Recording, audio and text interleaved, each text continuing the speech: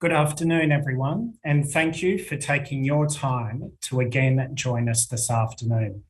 We realise that it has been some months since we last came to you to talk about stapling, and we will be changing today's focus slightly, which I'll come to in one moment. Before I do that, though, I would firstly like to just make an acknowledgement of the traditional owners on the lands from which we are all joining today. I would like to make particular mention to the Gadigal peoples of the Eora Nation, where I am joining you from today.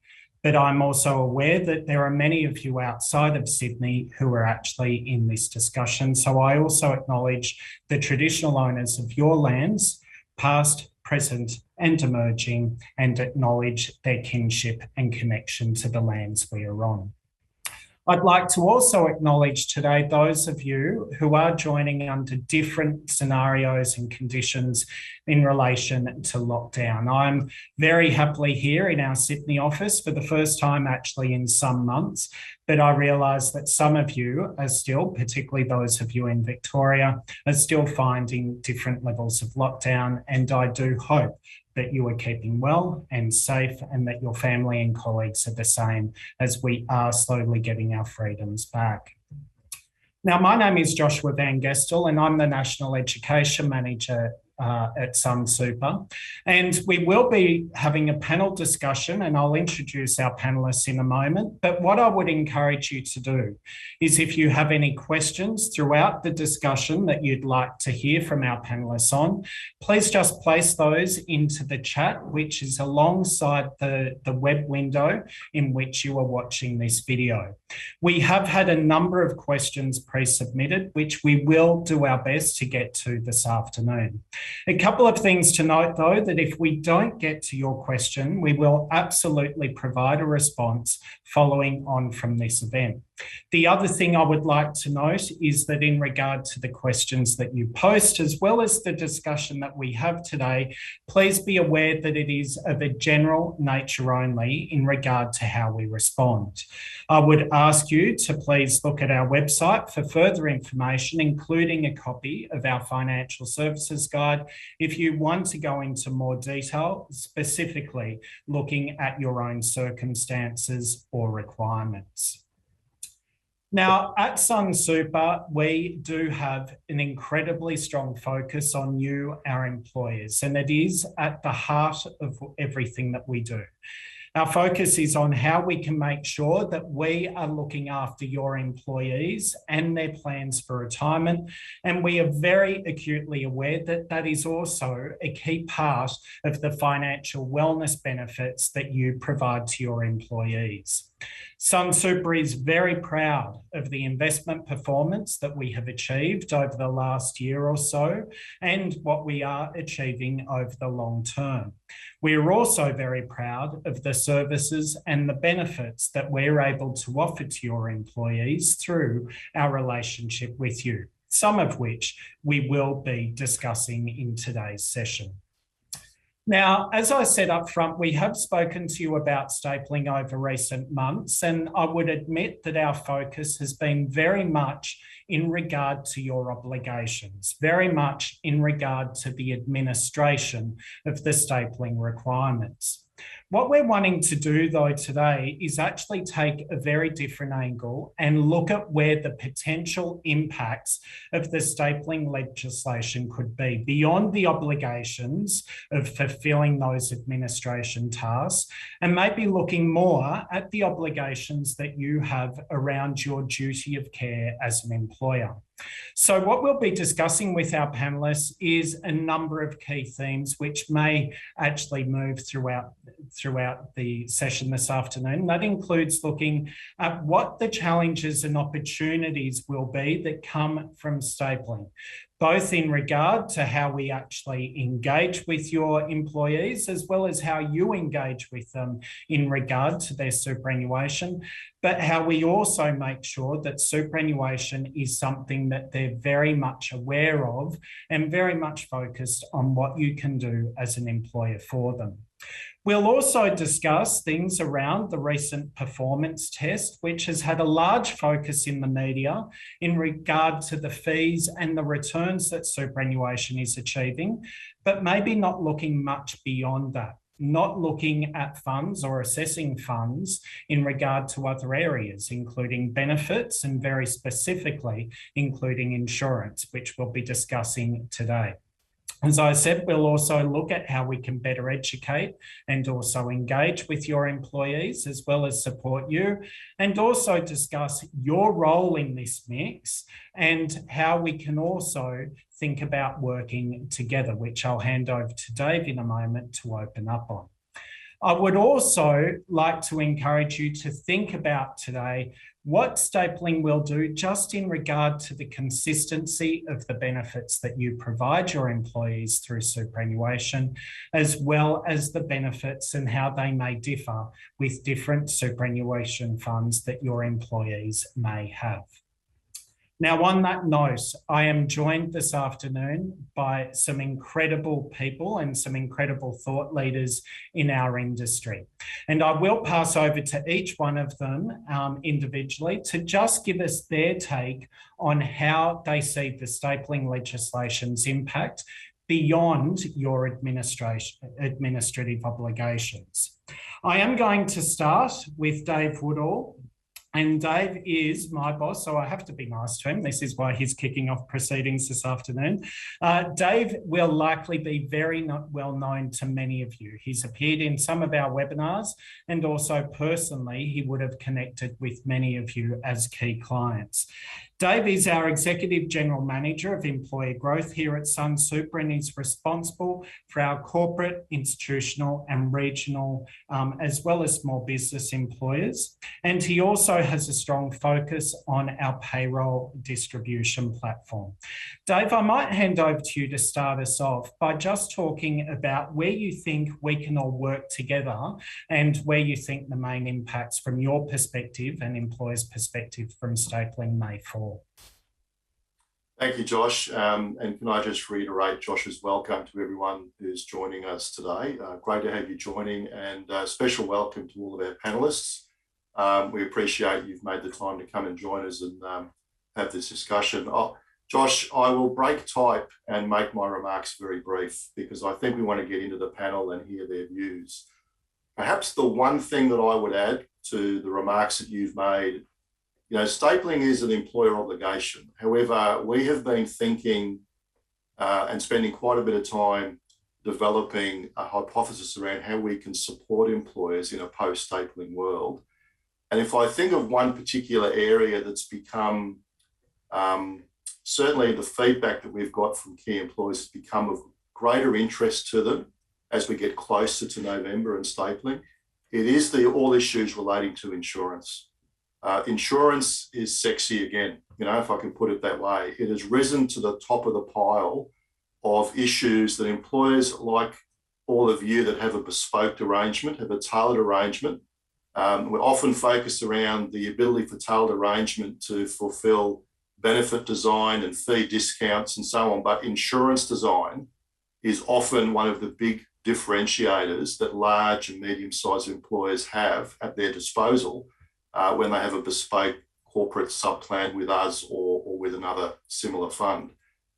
So I think that the key issue for us is going to be how are we going to work with employers, so as a fund, how are we going to work with employers and with the panel of insurers to make sure that that valuable employee benefit, that differentiation around the type of cover, the level of cover, the cost of that cover, the terms, the conditions, and the in aggregate competitive position that cover creates isn't unnecessarily diluted over time with stapling. Obviously, as new hires come on board and they're stapled to existing funds, there's a whole raft of potential issues there, but the one that I would call out is the result of a disparate insurance arrangement across the employee base as a result of those stapling decisions. We think stapling is a good idea. It's a good idea to stop the proliferation of multiple accounts. But now it's time to start to sort of think through the mechanics of some of the perhaps unintended consequences. And not surprisingly, I'm calling out insurance because that's the topic of our discussion today. But I'll leave it there and let you introduce the panelists so we can get on with it. Thank you. Thanks, Dave. And I might segue over to you, Anthony, if you don't mind. Anthony is actually the GM of Group Distribution at AIA and an insurer that we work very closely with.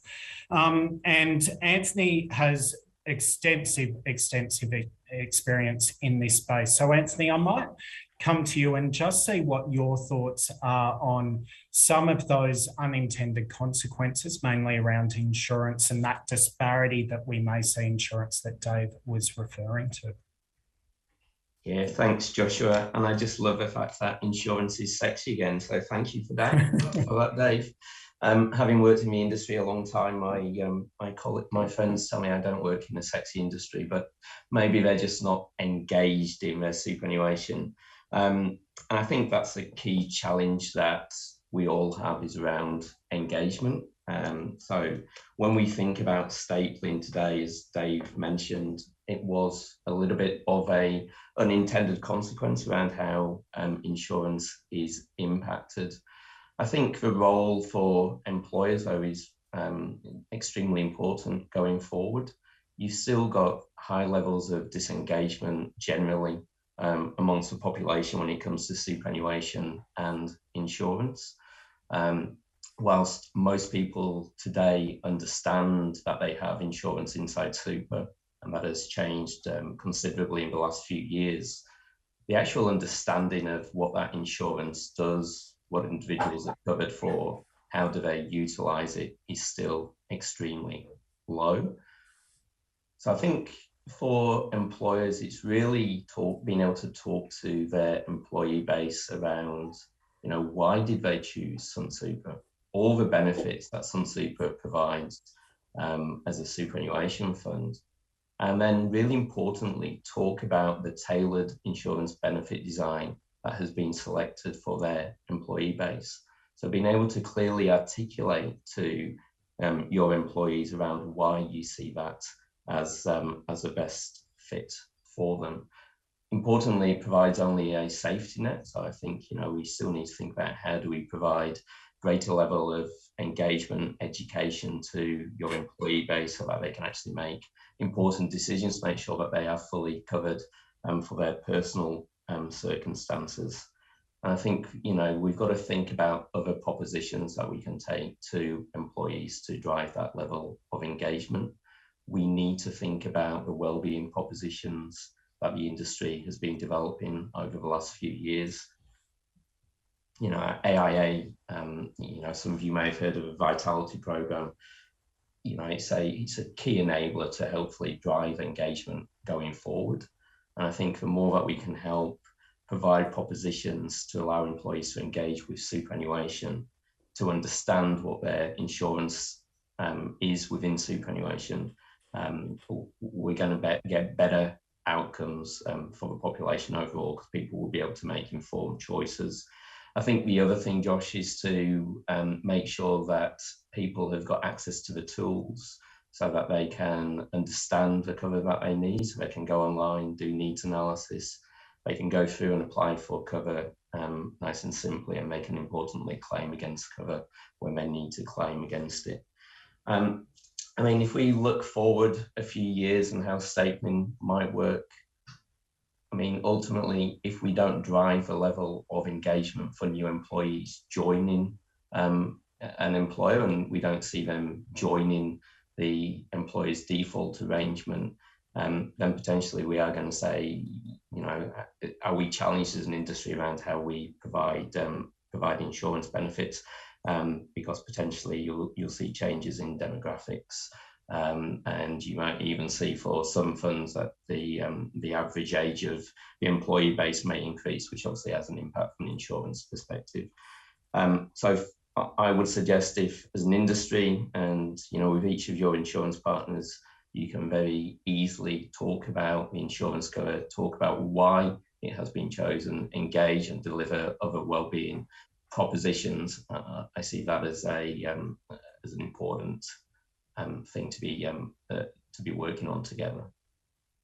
And thank you, Anthony. I think you've really highlighted both the challenges here, but also where there's incredible opportunity, and especially thinking around so much of the work that's been happening in wellbeing. And if I can actually put it to you, that I think we've talked about wellbeing as an industry for quite some time, but it's really come to life over the last 18 months or 2 years as we've been going through COVID. We will certainly talk about that a lot more as we go through this discussion. I'll hand over to you now, Darren, if that's okay, for just your views. But Darren is the executive for Group Insurance at Zurich, and again comes with incredible experience and background. And Darren, could I just ask, now hopefully Dave and Anthony haven't stolen all your thunder, but what are your views in regard to the challenges and also the opportunities that we see now with stapling coming into effect in a couple of weeks?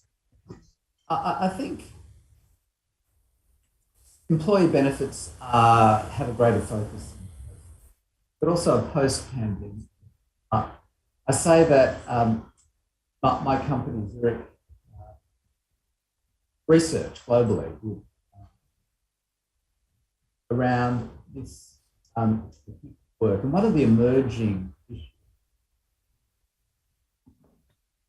Sorry, Darren, if you don't mind, I'm not sure whether we're actually having this sound issue coming through for everyone. I'm finding it very hard to hear you. If you don't mind, I might just come back to you. Apologies for that. I am very interested.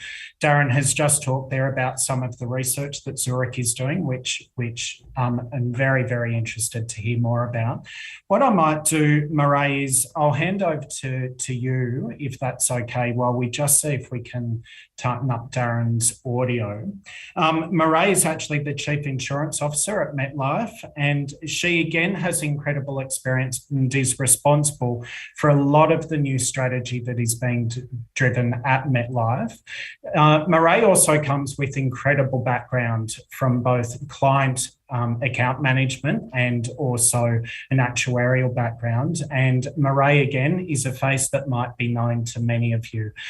She very recently was part of our team here at Sunsuper. But Murray, can I just ask for your views and the views of MetLife when it comes to stapling and where you yourself see the opportunities and the challenges for us?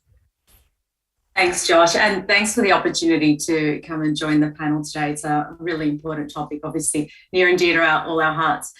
I suppose that from our perspective, we really want to make sure that whatever we do goes to still ensuring that you as employers get to retain the benefits and all the hard work you've put into designing your own tailored corporate super arrangements.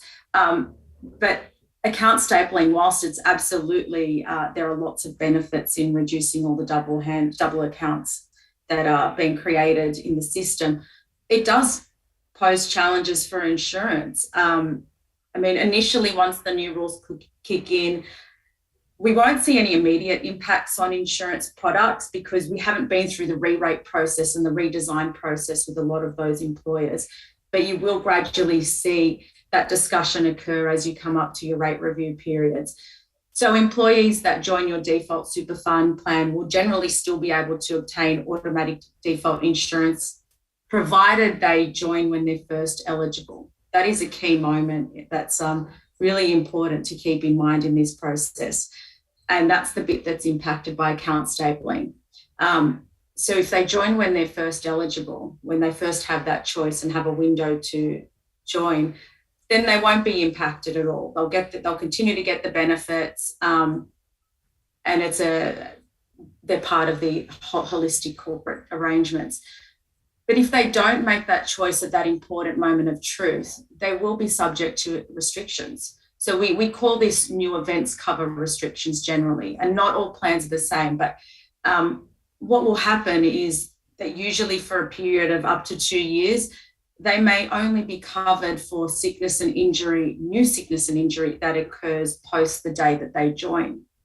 And then that generally can go away and they'll have full coverage after that 2 years. So that's something that's really important that we need to highlight to new starters. If they don't make an important decision and review their insurance arrangements and default super at that key moment of truth, they may have restrictions on their insurance that they're not aware of. So we as insurers and Sunsuper as your employer fund will really be interested in working with you to make sure that the right information goes into your employees or your new starter's hand at that key moment of truth. We're all in this together to make sure that we remove any barriers to entry and we make it as seamless and as easy as possible, particularly removing any barriers. So the digital tools these days make it so easy to put a choice form in front of a new starter and get them to make an active choice. I mean, in the past, we were all about just default in, do nothing, and Sunsuper will take you on the journey of get your investments and everything reviewed. We're flipping that on its head now with account stapling, and the narrative with you as employers is actually, we need to work with you to make sure people are making an active choice, because apathy and default will no longer prevail in this environment. So you're going to find as we go into rate renewal periods that we'll even talk about what are the benefits that are going to be offered when a person doesn't make choice on day one, doesn't choose to join the fund on day one, and what will their insurance look like if they join 90 days or after.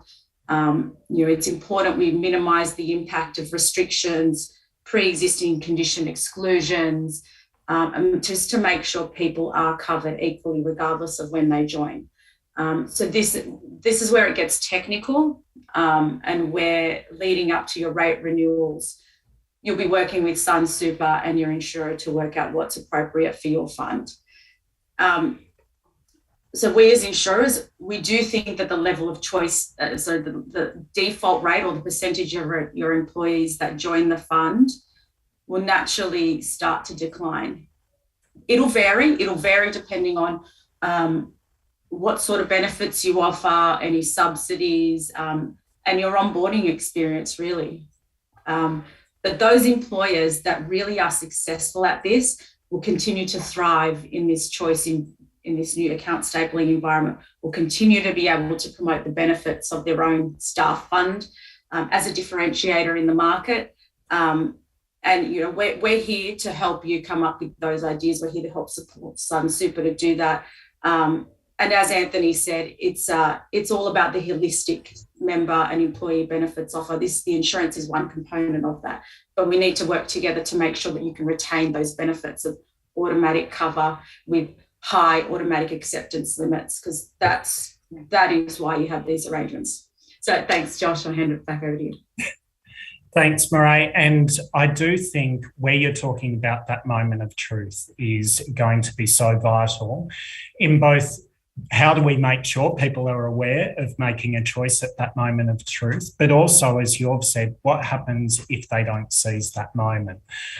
We may see people that choose to actually assess their superannuation fund, and by virtue of that, their insurance at the point that they realise they're in a poor performing fund, for example. So what would the implications be, and what are the challenges for us as a superannuation fund, for insurers and also for employers, if that is actually some way down the track where there's different conditions and requirements that apply. Now, I might try and pass again to Darren, if that's okay. And Darren, hopefully we've seen your audio improve. Yes, I'm not sure if you clearer. can hear me, Josh. Maybe my son might have been playing on the Xbox. I'm not sure, but it's chewed up the bandwidth. I'll give it a go now. No, much clearer. But so Darren is joining us from Zurich, and Darren, you were starting to talk about, especially around the area of research that you're doing at Zurich, which I'd really be interested. It's actually stolen my thunder. It was something I was going to ask you about later on, but would be very keen for your views on and implications of stapling, and also what your research is starting to tell you. Yeah, this was global research, Josh, on the future of work. A key finding was that that employers around the world put their focus on well-being. That's particularly as the lines are blurred between work and What it's done is it's crystallised the importance of an emerging concept of an employer's duty of care around wellbeing. So this is the idea that employers have some responsibility for the mental wellbeing. My apologies, Darren. We're still only getting every few words, and I'm sorry about that.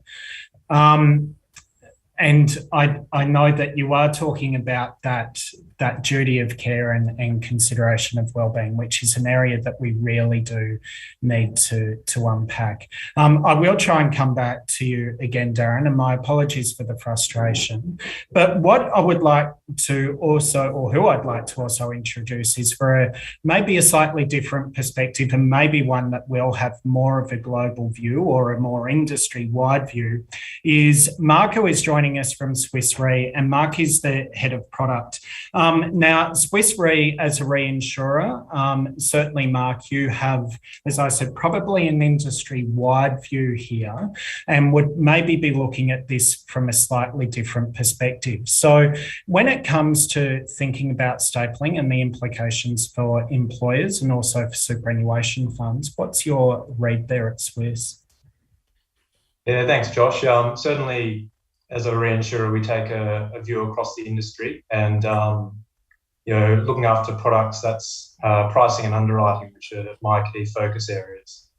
And when I think about stapling and how it might impact corporate super insurance in particular, what comes to mind is, naturally, if no action is taken to manage this, fewer members will end up joining the corporate super funds than before. Like that will be a natural outworking. And I think that the implication of this is then that the size of the insurance membership pool within that fund decreases over time as well, which in turn can impact things like volatility of premium rates over time and the types of insurance designs which are available to that corporate fund. So I think it really does present an important sustainability issue, especially for those responsible for maintaining and managing the fund offering within the corporate. And I guess that would include many in the audience here today. And then at the same time, I think coupling that in with the COVID pandemic, despite things obviously looking a bit more positive these days with vaccines and treatments, and certainly I would count myself in that positive camp. There's still a higher level of uncertainty in the outlook around life and disability risks. We're in a pandemic, and certainly things can still change, which means that it's more important than ever that all our employees are properly covered for these risks. If they're in a previously stapled default fund, there's a chance that they're not. So back to the sustainability of the funds. To manage the risks posed by stapling, I think the employer could look to help the new staff that are joining to fully understand the benefits of actively choosing to go with their corporate fund, as opposed to essentially doing nothing and staying with what they're currently stapled to. As we sort of discussed a little bit here, one of the angles which can be taken is to explain how the tailored insurance via the corporate fund has been designed to suit the company's workforce. Obviously, in doing that, you need to be careful not to cross over any personal advice lines there. But I think if it's explained in the right way, and certainly with the heightened level of risk around at the moment, it can be something which resonates with staff and can be a genuine differentiator when talking about the corporate fund versus what the individual might have at that point in time. Now, if we're looking at insurance now on the corporate fund as being even more important differentiator than previously, along with the additional risk of COVID, that means that the employer and the fund, I think they need to put even more effort into making sure the cover is the best fit for the staff. And look, that doesn't mean just choosing what may be the most generous benefits possible. Otherwise, you can end up in a situation where the premium rates are too high, or they can become more unpredictable over time. it's about working to strike that right balance of fairness between the premium payers and the potential claimants. You want to have the genuine hardship cases getting the cover that they need, but also looking to limit the windfall gains that might inadvertently go beyond that. It's not a straightforward determination, and I think to get the balance right, it's really important to partner with the right fund. So you're working through this challenging thing together.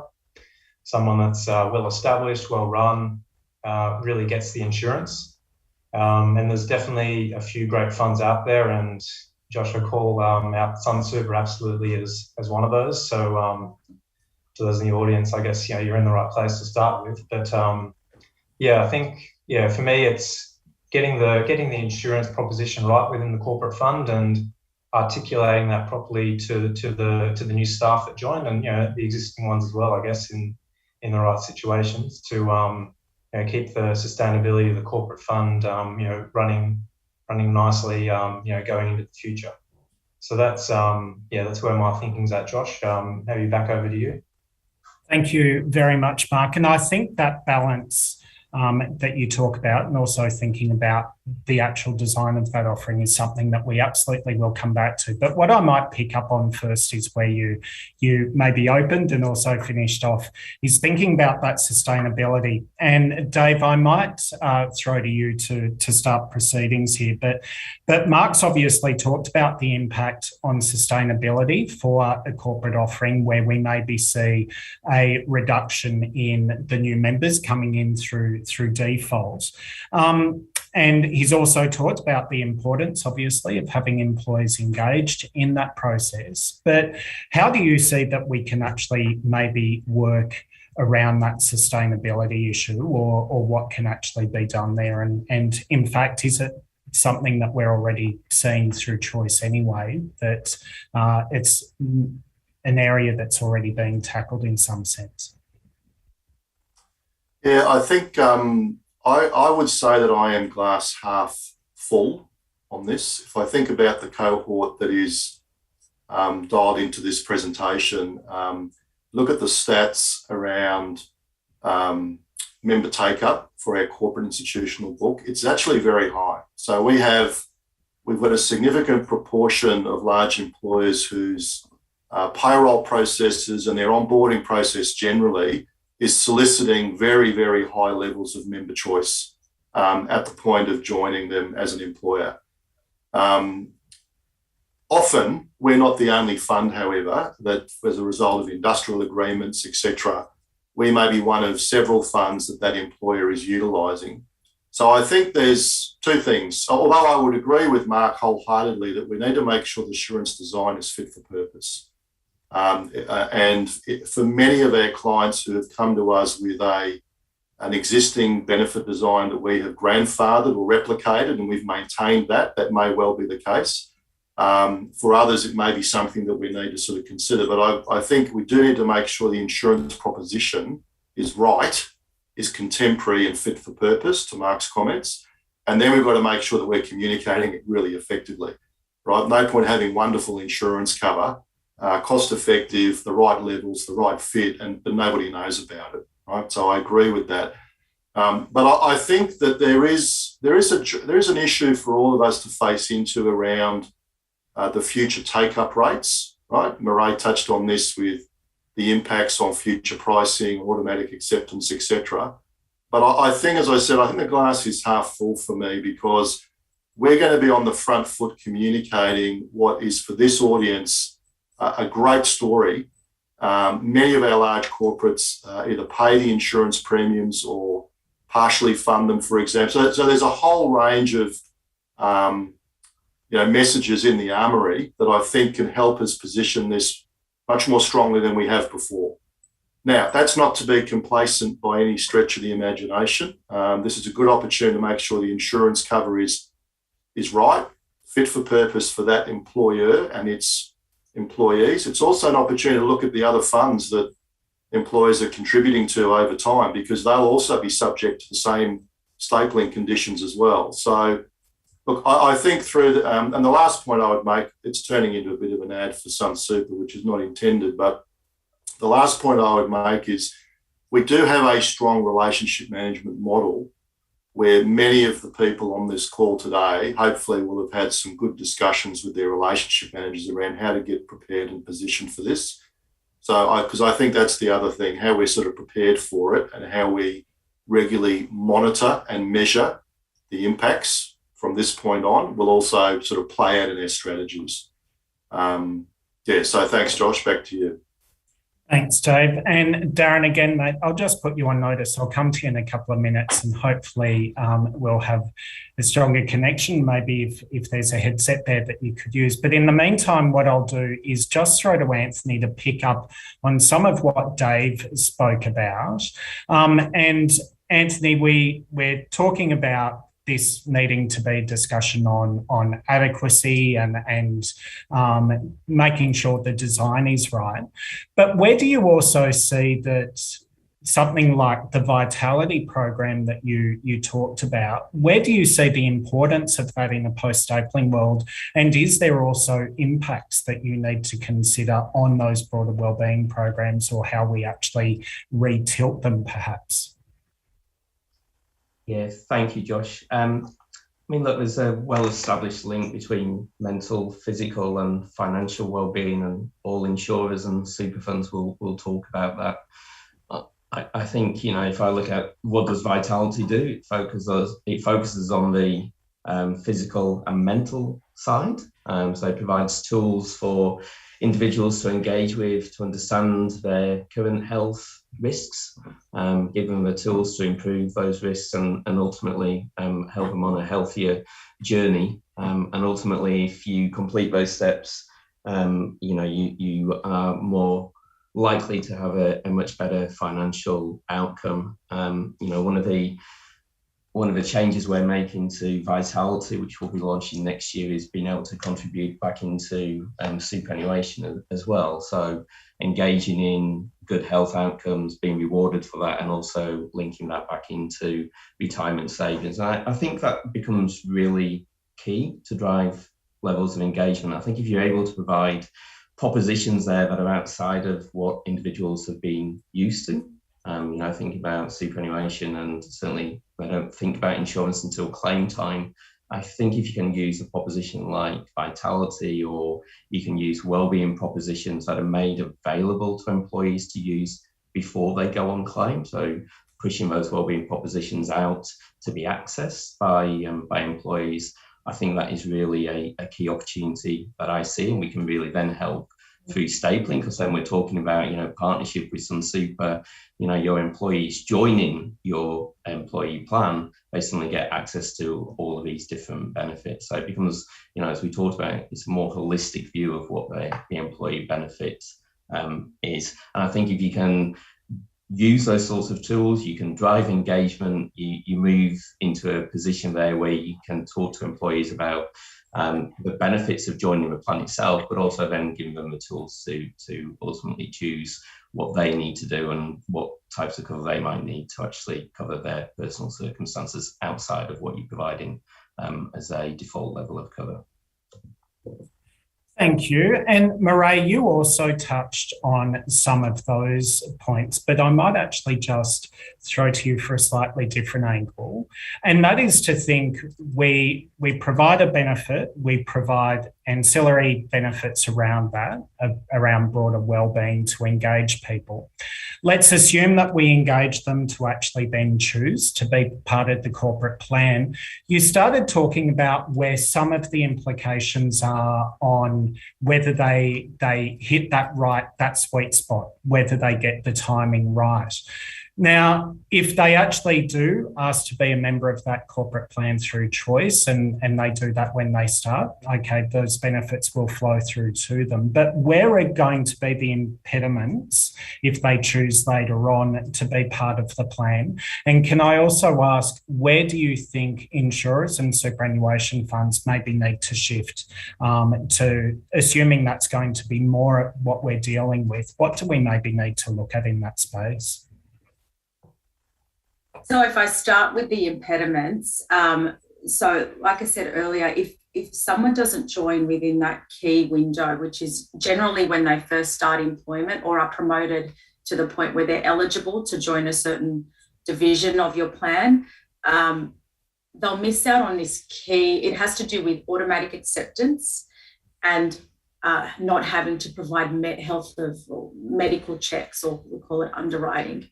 So if you miss that window, and generally it's 90 days for a tailored corporate arrangement from when you first start employment, and then you choose to join later for whatever reason, you may put off doing your review, or a promotional campaign will come through your workplace and you decide to review it then. You can always join, and it'll always be simple to join. And generally the fund will still provide you with some automatic cover. I say this generally because each plan has their own tailor arrangements. But what will happen is you either get cover that is restricted to new sickness or injury that occurs after the date that you joined, and any pre-existing conditions are not covered until usually you are a member of that plan and don't claim for those pre-existing conditions. Usually that pre-existing condition exclusion will disappear after a period of time. So that's called automatic cover. There's usually a certain level that you can get if you join within the initial period. After that period passes and you're a choice member, automatic cover may not apply. There might be restrictions around that. So it's really important that when an employee maybe makes the decision to join later, and as payroll you may, or HR you may be there when that decision is made, if you're able to just remind them that their insurance is a little bit different. They may not get what they automatically thought, because the real concern here is if they join and they think that they're fully covered and they go and cancel what they have previously.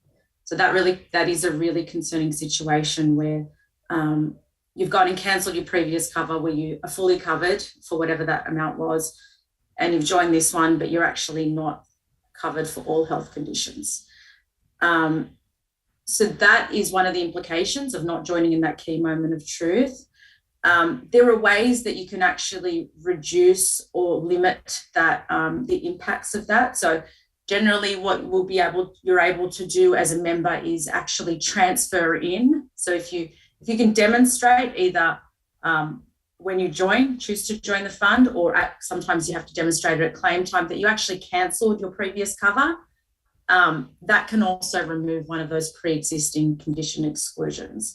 So it's really nuanced, and what I would encourage you to do is when you get the time, go through those nuances, go through the customer journey and think of, if I join on day one, this is what I get. If I join on day 100 of starting employment, this is what I get from an insurance perspective. And it's a little bit different, and potentially there are some additional steps that an employer needs to take to either remove pre-existing conditions or get automatic cover or get income protection cover if you've got that. So you may need to arm yourselves with a little bit more information. I know it's definitely not your role to give any advice out, but it's probably helpful if you are aware of someone making a choice later on, just to pass on that information and encourage them to talk to their super fund. Sunsuper has so many avenues for employees to easily call up and ask about the implications on their insurance, and just really encourage them to call their fund and get themselves sorted out so that at claim time, they're covered for what they thought they were covered for, and they continue to get the full benefits of your fund. I'll pause there. Josh, was there another part of your question? No, that is great. Thanks, Marae. And it's actually timely. We've had a question come through around that provision of financial advice, and that being a very careful ground not to cross. And Dave, I'll come to you on that question in a moment. But before I do, Darren, I'm conscious that we really haven't had the opportunity to hear from you. But what I'd like to ask you is maybe the flip side of what Marae's talking about, that moment of truth. What actually would we need to consider if an employee chooses not to be part of a default plan, of the employer's chosen plan, and in fact they're stapled to a fund that they've had for many years, and that insurance may be insurance that they've had for many years and not really assessed. So Mairead talked about that moment of truth of making choice. Where do you see the implication of not making that choice and what stapling could actually do as a result? Well, Josh, I'm just going to check in that you can hear me. I've got an earphone in and I've kicked the kids off the internet, so hopefully you can hear me. I can hear you, yes, Darren. Oh, very, very good. Look, we've talked about, and Dave and Anthony talked about the inconsistency that can arise if you have different members of your workforce in different funds with different insurance arrangements. And I think it's fair to say that there are some insurance arrangements and funds that will be inadequate, that will either be inappropriate or more likely to be expensive. So, and I come back to this duty of care, and I think while employers cannot legally give advice, they can certainly provide factual information. And, you know, I think insurance or information around the insurance benefits, and going to Mairead's point about some of the restrictions that might be in place if they don't join the fund in a certain period of time. I think that is part of that duty of care to look after the employees' well-being.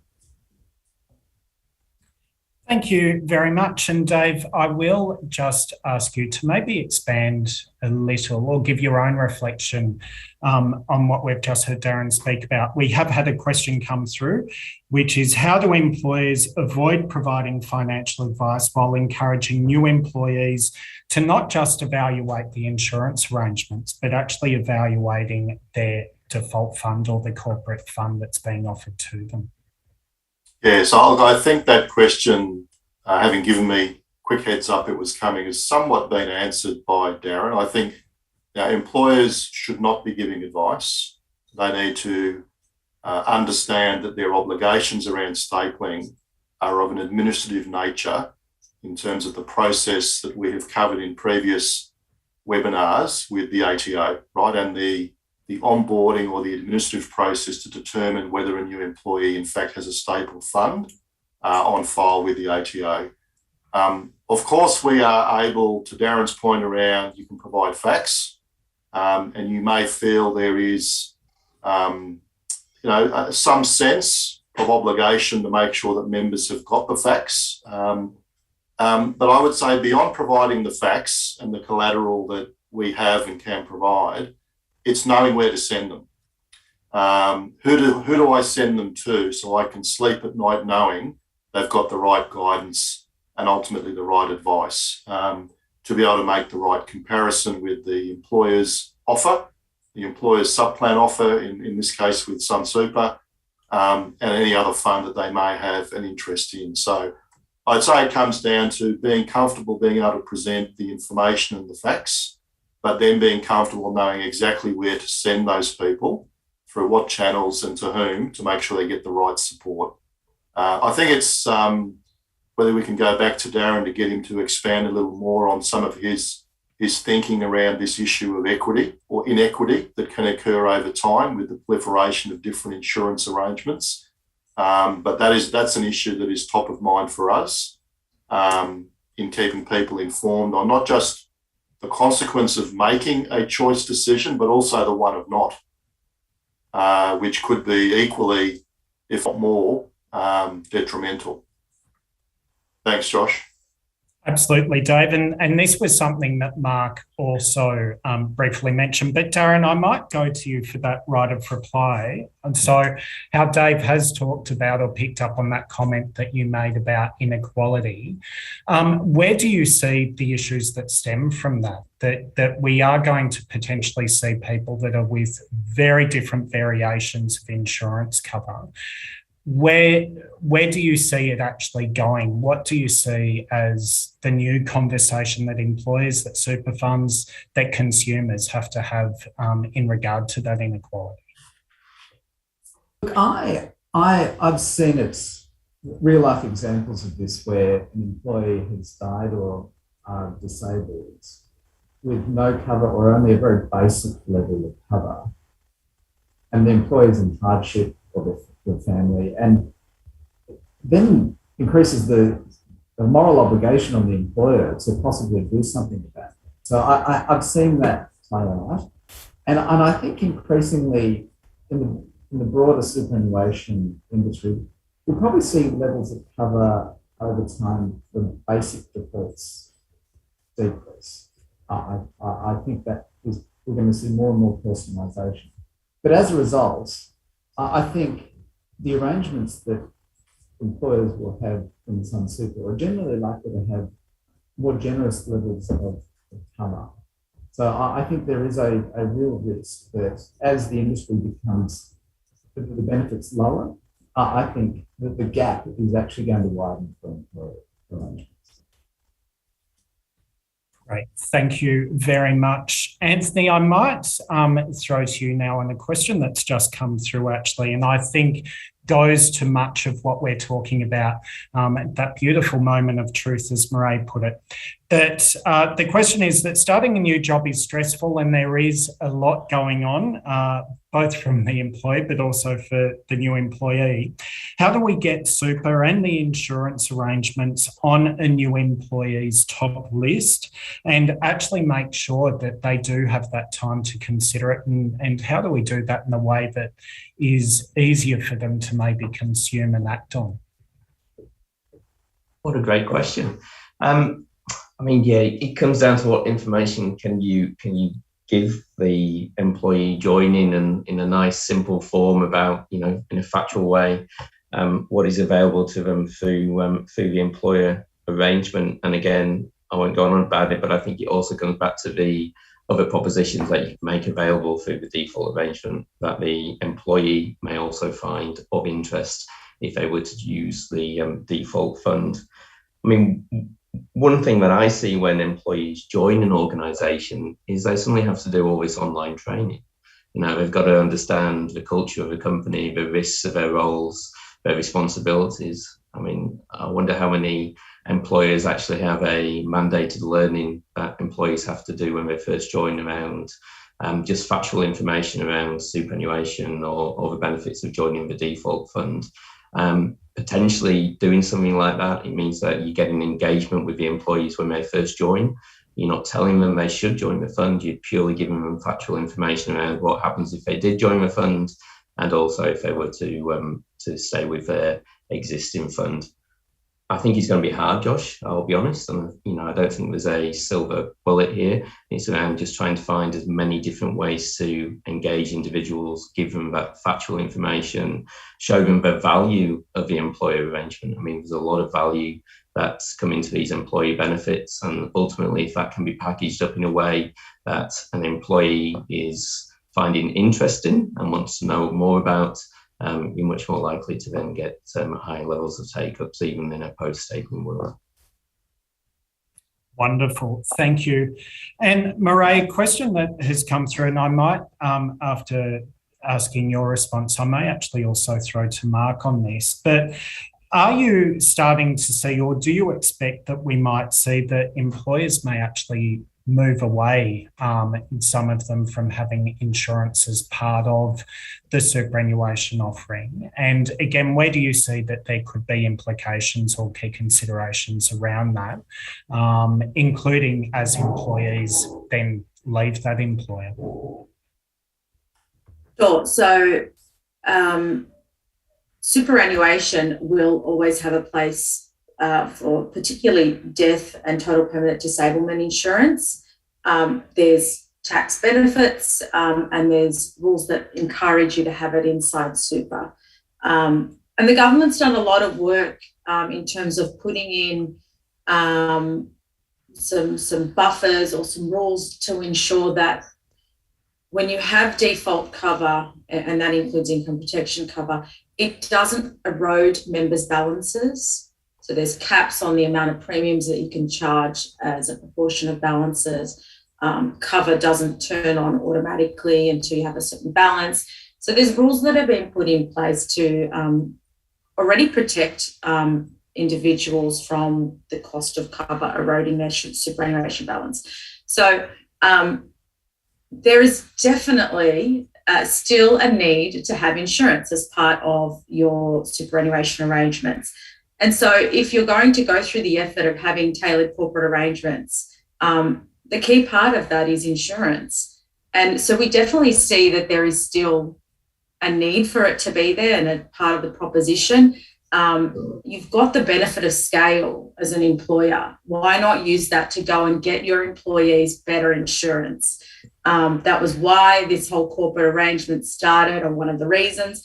So we want to make sure that we continue to support that to thrive in an account stapling world. I do think, though, that, and it's potentially an issue for maybe smaller employers or employers who don't have the energy to change the way that they engage with their staff around their default fund, to promote a choice environment, promote people to choose to join the default fund. We may find that over time, as the choice rates go up, as the percentage of your workforce that is in the default fund starts to reduce, that there might be pressure on you to there might be reduced appetite for insurers to actually offer you terms that have automatic acceptance limits and beneficial pricing. Or you might see, as others have already noted, the average age will go up of your membership if new members aren't joining the fund, and that'll put potentially increased pressure on premiums, and they may go up. So affordability and sustainability of the arrangements may come into question. I think it's really important that if having default super is important to you as an employer, as part of your employee benefits proposition, and if it's something that you're using to differentiate yourselves from other employers in your industry, then you continue to work at maintaining that membership. It's not dead. Insurance is a key part of that. So continue to work at it. You only need to make, a few nuanced changes in the way that you onboard and provide information to your staff and have them elect choice to continue to thrive. So in summary, I think we will inevitably over time lose some employers. I think it'll be smaller employers, those that are less engaged, but there will still be a place for corporate super. Wonderful. Thanks, Mairead. And we do have just a couple of minutes left, and I do want to maybe round back to Dave on a final question. But before I do that, Mark, just in regard to what Mairead has just been talking about, again, with that industry-wide lens that you have, do you see it the same way, or do you see maybe some things slightly differently to that? I think Mairead definitely hit on all the key points there, but when the question was posed, one of the things that came to my mind was something Darren touched on, is around if you do have someone in your company that hits a real hardship situation, if they're not covered by adequate levels of insurance, it might then, the company itself might then feel compelled to step in and help the employee themselves. Whereas if they can be confident that they know that the people that are in the corporate fund at least are getting the right cover for their situations, then I think that relieves perhaps some of that burden that the companies might feel that sits on their shoulders. So I think it's good for the staff definitely to have the right level of insurance, and it's also I think helps the company be comfortable that they're providing the right situations for their staff members. So I think there's definite value, even if it's not in a legal sense, in a sort of caring for your employees sense that you can get from that. So there's many benefits, I think. Wonderful. Thank you very, very much, Mark. Dave, I am going to maybe go to you for the last word before I do close things off. Mark has finished off talking about really duty of care and thinking about what an employer can do there. Can I ask if you have any other reflection, but also what you think about the cohort we haven't talked about here, that we might actually see people entering into the superannuation system who don't yet have a stapled fund, or those younger employees? Where's the consideration maybe going to be a little different for them? Yeah, so thanks, Josh. You must be a mind reader because, I think about the panel we have today are all insurance professionals. We're preaching to the choir a little bit here with the panel around everyone understanding the importance of having the right cover for those moments that you need it. I'm a 50-something white guy with 3 kids. I've had the benefit of having lived through life experience and have observed the importance of insurance cover at different points in people's lives. And I think about my kids who, as a result of the PYSP, Protecting Your Super package in 2019, people under 25 or low balances don't get cover automatically now. So, if you're 24 and you're not covered and it's not top of mind for the next decade, as you potentially get married, have children, etc., what situation are you going to find yourself in at 30 or early 30s with no insurance history? And how are we going to, as employers, as funds, as insurers, face into that demographic shift? Which is why I think, we're talking about engagement, making sure the insurance is the right type, the right cover, and then communicating it. And that's true for everybody, but I think it's particularly important for younger people joining the workforce. I mean, the PYSP reforms were well intended around stopping the erosion of low balance accounts and the provision of large levels of cover for people who may not need it. Unfortunately, one size doesn't fit all, and I do worry about the sub 25 group as they age over the next decade, how prepared they'll be in terms of life events with their insurance cover. So I'll get off the high moral ground anyway. Josh, thanks for that. Not sure if that's the last word you wanted, but thanks. Yeah.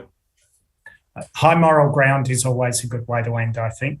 I would like to acknowledge we have come to time and we could absolutely talk at much more length about what we've gone through today. I would like to thank all of the panellists for their very valuable time and their wonderful insights. It's been wonderful to have you here with us today. And hopefully next time we choose to do this, we can do it from one location. For all of you that have joined, I do thank you for your time and also for your patience. I know that we have had a couple of glitches and sound issues throughout, so thank you. But can I just put it to you that this won't be the last discussion that we have in this space. We look forward to continuing this discussion. And in the meantime, if you have any questions, if today's risen anything for you to think further about, please, as Dave has already mentioned, reach out to your relationship manager, reach out to Sunsuper and further that discussion with them. My thanks again to all of you. We wish you safety and a lot of wellness as we come out of lockdown, and we look forward to seeing you in person in the very near future. Have a great end to the week. Thanks, everyone.